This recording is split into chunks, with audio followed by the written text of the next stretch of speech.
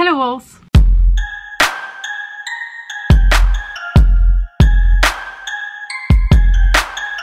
So today we're here for my February book haul. I'm gonna show you all the books I got. So I don't know if you've watched my January book haul, but I got 42 books in January, and this month was actually better, but I got 12 books.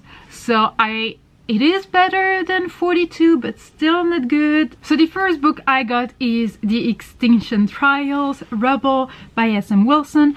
And I don't know if you remember these gorgeous covers, the first one, the second one. So I got the third one in the series. I haven't started yet, but I will soon. So this is a dystopian kind of fantasy, YA definitely, and it mixes humans and dinosaurs. So that's all I needed. The series is said to be a mix of Hunger Games and Jurassic Parks. I agree, I disagree, but if you want to know more about that, please ask me and I will answer to you. This is the story of some kids, Storm Chaser and Lincoln. If I remember well, they are living in a place when there is not enough food nor enough water, etc., to make everyone like comfortable enough, so they have to go on an island after some kind of trials, etc., to actually bring some resources back to their place. But this year they're not gonna do that. They're gonna try to kill the dangerous dinosaurs.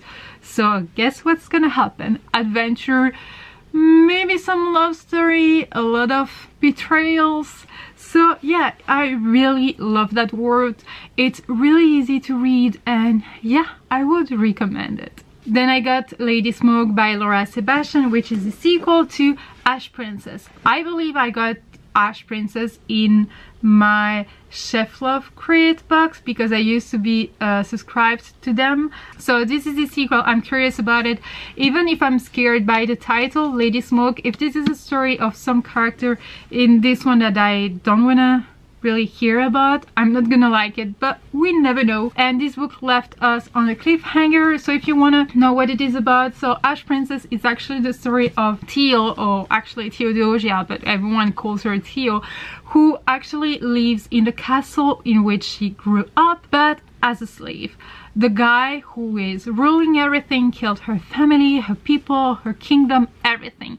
But he kept her just to use her as a toy. So he loves to remind her and to remind everyone around him that he did that. He has the power. Obviously there is some kind of rebellion going on because this is a YA fantasy, so kind of tropey, but yeah, I still enjoyed it. So she's gonna take part of it and just wake up one day and say, I'm done. I want to do what's right for my people. So it was good. I really enjoyed it. It was fast-paced, not really. I really enjoyed it, but I still gave it 3 stars, enough to pick up the sequel, just because I felt like the whole book was bland because she was a slave. So I don't know if she was acting that way and we felt that way because she was actually acting as a slave, you know, she was a slave, or because she had no personality or whatever. So I will be curious to see that and to have an answer to my question in book 2. Then I got Song of Sorrow by Melinda Salisbury, which is the sequel to State of Sorrow. So I got that book in my Fairy Loot box, and as you can see, this is a hardcover, but the book only exists as a paperback, so I'm quite annoyed by that. But that's something, a risk you have to be aware you're gonna take with Fairy Loot, because they always include hardbacks, but sometimes the book is only available as a paperback. So if you're picky like me, can be annoying, but still the covers are gorgeous. So this is a sequel to the book, but I'm gonna tell you what's gonna happen, I mean what happened in that book. And this book has a special place in my heart because actually the author was inspired by Mostar, which is a city in my country, Bosnia, and Bosnia, I think you say in English, Bosnia, yeah, Bosnia, sorry. This is the story of Sorrow, who lives in a kingdom that is kinda dying. Not dying because there is some kind of lost power or whatever, just because her father lost his son, her brother. Her father lost his wife, her mother. So he's kind of mourning and he wants everyone to mourn, so no colors allowed, no laugh, no art. I mean, you know, everything that makes something a better place or nicer, etc. He just doesn't want that. So she kind of rules the kingdom. She doesn't want everyone to know that her father is not capable of that anymore. But one day her brother is gonna come back. Actually, you know, there are two cities separated by a bridge, and her brother was apparently raised by the people from the other side of the bridge, by the enemy. It's interesting because is he really her brother, like for real? And also something that I liked about that book is that the magic is not like explicit, it's forbidden, it's not well seen, let's say, but it's subtle, like it's not like great power. So I really love that as well. So I'm curious about the sequel, and the cover is gorgeous. The Witch, the Worm, no, The Fork, the Witch and the Worm by Christopher Paolini. So you know, the author of Aragon, like Aragon. He wrote the book that was released in December. I had no idea a book was released in December. I mean on December 31st. So it says here, Volume 1, Aragon entered the magical world of Alagacia and beyond. It was night when Aragon returned to himself, and the only illumination in the hall of colors came from the flameless lanterns on the walls and the inner radiance of the Eldunari themselves. He sat staring at the floor while he regrouped and recovered.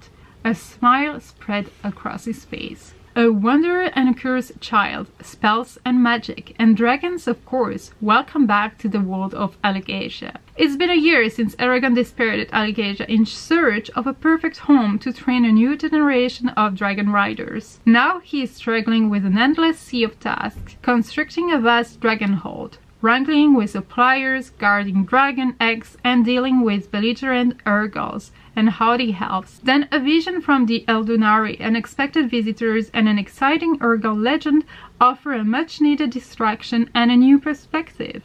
This volume features 3 original stories, so little tales, so I'm quite excited about it.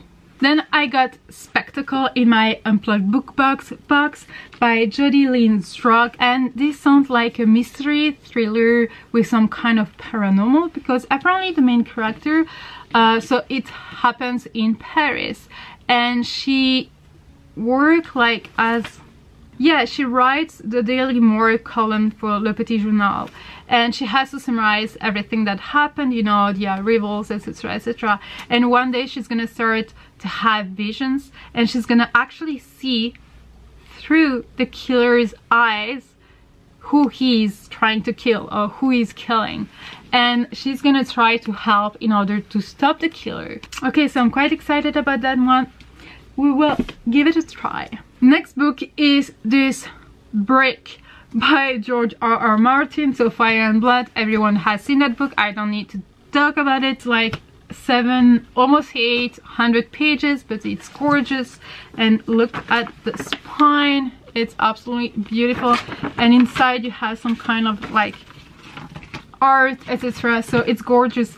I want to read it. I don't know honestly when I will, because this is scary. Like, this is scary, but I will one day.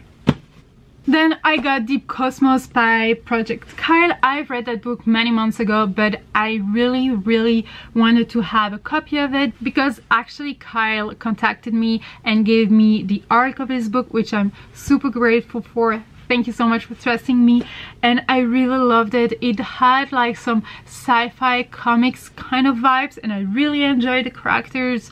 It was really fast-paced, and it's just the first book in a series. I don't know how many books, but I just wanted it, and yeah, I got it because I want to support him, and yeah, I want all the books in that series, so that's why. So that's also a great book. Then I got The Binding by Bridget Collins. I got it in my Magic Chest box, and this book is gorgeous. Like, this is just too beautiful to even exist. Like, it is beautiful.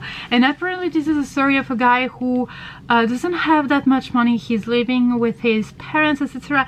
And one day he's gonna be called to become an apprentice for some kind of bookbinder. So what they do is that they're gonna create a book for you, and they're gonna take from your head a memory that you wanna just forget about, and they're gonna put that in that book, and you will never remember doing that actually. So he's gonna work as an apprentice there, and one day he's gonna see a book with his name on it. So yeah, I'm all in for here. I'm so excited about that book, and it's gorgeous and bookbinding, like memory kind of thing. I want to know more about it.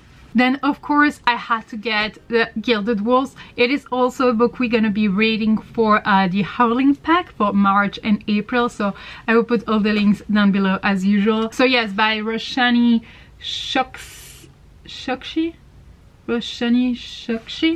something like that. And I love it. Has like, how you did call them, like not even pages.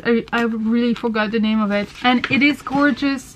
Here, some people, I mean lots of people, compared it to Six of Crows, because apparently there is some kind of heist going on in there. So I'm really curious. I honestly don't want it to be similar to Six of Crows, because Six of Crows have, like, I mean, the series has a special place in my heart, and I don't want another book to replace it, if that makes any sense. I don't know, but it has wolves in the title, so I had to get it. I'm curious about it, and yeah, that's all I know about it. Heist in Paris. It's happening in Paris. Then this is not a surprise, because you've probably already watched my Illumicrate unboxing book. I got King of Scars by Leigh Bardugo. I've already read it. This is going to be a duology, Nikolai Lancelot duology. In order to read that book, you honestly have to read the Grishaverse trilogy and Six of Crows duology, because it really continues where the Grishaverse stopped with characters from Six of Crows. So you really need to read all of them. Then Jess from Jess Reads Books recommended that book, and I had to get it, not because there is the word wolf in the title, but because it sounded awesome. So this is The Wolf in the Whale by Jordana Max Brodsky, and I'm really curious about that book. She cried reading it. There is a very old story rarely told of a wolf that runs into the ocean and becomes a whale. Born with the soul of a hunter and chosen by the spirit of the wolf, Omar is destined to follow in her grandfather's footsteps, invoking the spirits of the land, the sea, and the sky to protect her people. It has also some kind of Viking vibes in it, so I'm really curious about it, and the cover is gorgeous and wolf, so yeah. Then the last book I'm gonna show you is a book I was actually waiting for, and this is The White Stag by, I forgot, Cara Barbieri. I've heard about that book because she actually wrote the book, I think, or something else on Wattpad, and yeah, it's all about, are you really not a monster, or are you a monster, kind of thing. So I was like super intrigued, and the cover is gorgeous, and I'm lucky this is a very floppy paperback, so I love that. And it says on the back, the first book in a brutally stunning series involving a young girl who finds herself becoming more monster than human. That's actually all I needed. So here are all the books I bought in February.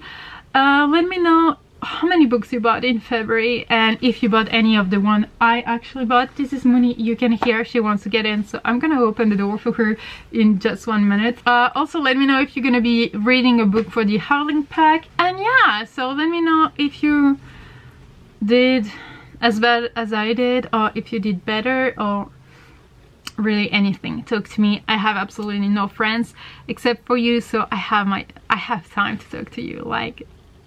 But yeah, well, thank you for watching this video. I really hope you enjoyed it. If you did, give it a thumbs up. Don't forget to subscribe. Talk to me in the comments as usual, and until next time, take care. Bye, wolves.